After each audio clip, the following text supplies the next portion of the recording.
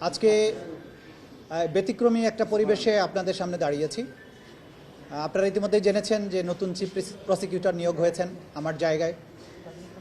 প্রথম আমার রিয়াকশন হচ্ছে আমি নতুন চিফ প্রসিকিউটরকে স্বাগতম জানাই।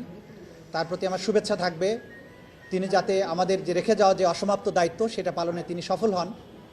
বাংলাদেশের যে গণমানুষ যারা জুলাই আগস্টে রক্ত দিয়েছিলেন, জীবন দিয়েছিলেন, অঙ্গহানির শিকার হয়েছিলেন, তাদের যে চলমান বিচার প্রক্রিয়া আছে, আমি আশা করি নতুন চিফ প্রসিকিউটরের নেতৃত্বে এই ট্রাইব্যুনালে সেই বিচার প্রক্রিয়া অব্যাহতভাবে সুন্দরভাবে পরিচালিত হবে।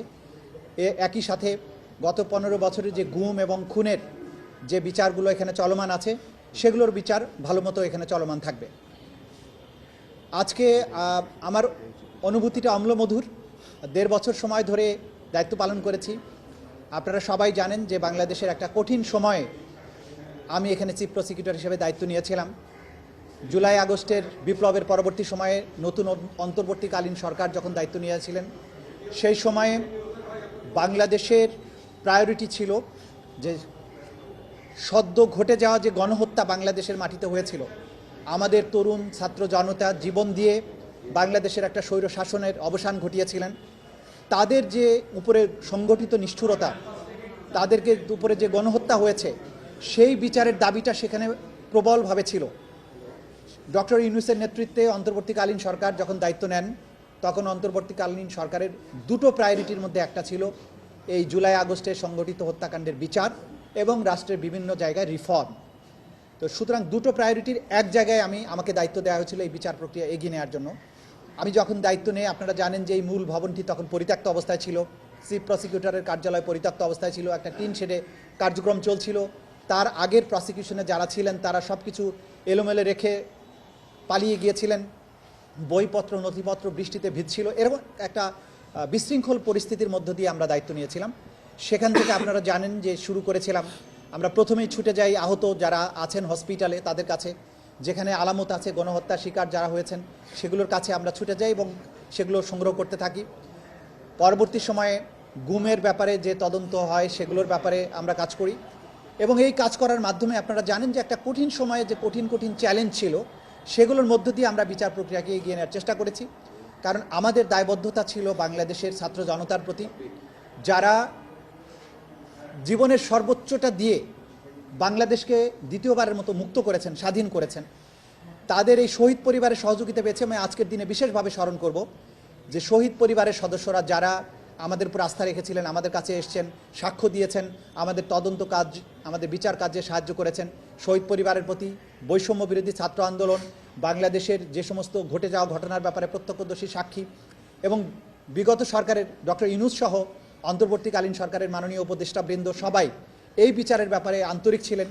তারা আমাদের সর্বাত্মক সহযোগিতা দিয়েছেন, ট্রাইব্যুনাল পুনর্গঠন করেছেন, এখানে বিল্ডিংগুলোকে নতুন করে সাজিয়েছেন।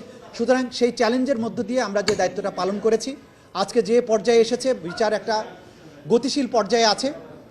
আমরা আমরা আশা করি বাংলাদেশের এই যে জনতা, ছাত্র জনতার বিশাল ত্যাগের বিনিময়ে যে বাংলাদেশ, তাদের উপরে সংগঠিত নিষ্ঠুরতার যে বিচারের দাবি তাদের মধ্যে আছে, যে বিচারের তৃষ্ণা আছে, যে পরিবারের মানুষগুলো গুম হয়ে গেছে আর কখনো ফিরে আসবে না, সেই পরিবারগুলো চায় বাংলাদেশে তাদের এই পরিবারগুলো নিখোঁজ হওয়ার বিচার হোক, সঠিক বিচার হোক, যাতে করে তারা অন্তত একটা সান্ত্বনা পান যে তাদের প্রিয়জনকে ফেরত না পেলেও অন্তত যারা এই অন্যায়টা করেছিল তাদের একটা বিচার হয়েছে।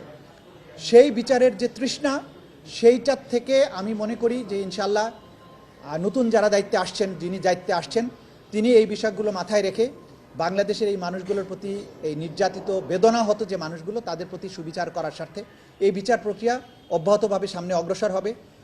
আমি তো মনে করি কোনো শঙ্কার কারণ নেই, এটা স্বাভাবিক প্রক্রিয়া। রাজনৈতিক সরকার যখন নতুন সরকার দায়িত্ব নেয়, নির্বাচিত সরকার, স্বাভাবিকভাবেই তাদের রাষ্ট্রের বিভিন্ন জায়গায় তারা তাদের পছন্দনীয় লোকজনকে বসাবেন, এটা হচ্ছে স্বাভাবিক নিয়ম। একদল যখন ক্ষমতার থেকে চলে যায়, আমি এখানে নিয়োজিত হয়েছিলাম অন্তর্বর্তীকালীন সরকারের সময়, এখন নতুন সরকার এসছেন, তারা তাদের পছন্দের লোককে, তাদের কাজের সুবিধা, তাদের নিজস্ব পরিকল্পনা আছে, তারা নিশ্চয়ই সেই অনুযায়ী এখানে বসিয়েছেন। আমার পক্ষ থেকে তাদের জন্য সর্বাত্মক শুভকামনা থাকলো, সহযোগিতা থাকবে, পরামর্শ দরকার হলে আমি দেব। এবং আমি একজন সাধারণ নাগরিক হিসাবে চাইব যে বিচার প্রক্রিয়া এখানে চলমান আছে সেটার জন্য অবশ্যই অব্যাহত থাকে, বাংলাদেশে এই অপরাধগুলো পুনরায় আর কখনো সংগঠিত হতে না পারে। এটাই মোটামুটি এখনকার প্রতিক্রিয়া আমার জন্য। আপনারা সবাই ভালো থাকবেন। মিডিয়ার বন্ধুদের প্রতি আমার বিশেষ কৃতজ্ঞতা, কারণ আপনারা গত 1.5 বছরে এই ট্রাইব্যুনালকে যেভাবে সাহায্য করেছেন, যেভাবে ফোকাসড করেছেন, আমাদের বিচারের প্রয়োজনীয়তাগুলো, আমাদের বক্তব্যগুলোকে যেভাবে দুনিয়ার কাছে ছড়িয়ে দিয়েছেন, মিডিয়ার এই সহযোগিতা ছাড়া এই বিচারকে সফল করা অপূর্ণাঙ্গ হতো, সম্ভব হতো না, কঠিন হতো। মিডিয়ার প্রতি আমাদের কৃতজ্ঞতা। আপনারা অসম্ভব পরিশ্রম করেছেন। রাষ্ট্রের প্রতি, বাংলাদেশের মানুষের প্রতি আপনাদের ভালোবাসা, দায়বদ্ধতার জায়গা থেকে আপনারা এটার প্রমাণ দিয়েছেন। আমি আশা করব আপনারাও আগামীতেও এই একই ধারা অব্যাহত রাখবেন। বাংলাদেশটা আবার সবার হোক। বাংলাদেশে বিচারের পরে এমন একটা পরিবেশ হোক যে অপরাধগুলোর বিচার আজকে এখানে হচ্ছে, এই একই ধরনের অপরাধ বাংলাদেশে আর ফিরে না আসুক। কারণ আমরা আর ওই ধরনের অপরাধকে আর অ্যাফোর্ড করতে পারবো না। আবার গুম হয়ে যাবে, নাই হয়ে যাবে, যখন তখন তাকে ধরে নিয়ে যেয়ে হত্যা করবে, পুলিশ নির্বিচারে গুলি করে মানুষ মারবে, এইরকম দিন আমরা আর দেখতে চাই না। সেই কারণে সবাই মিলে আমরা কাজ করেছি। আমরা হ্যাপি আমার টিমমেটদের প্রতি, তদন্ত সংস্থার প্রতি। আমার টিমমেটরা সবাই প্রত্যেকেই তার যার জায়গা থেকে অবদান রাখার চেষ্টা করেছেন। আমি প্রত্যেকের উপরে আজকে বলছি, আমি প্রত্যেকের উপরে সন্তুষ্ট। আজকে একটা আনন্দ নিয়েই যাচ্ছি যে যতদিন দায়িত্ব পালন করেছি প্রত্যেককে আমাকে হেল্প করেছেন।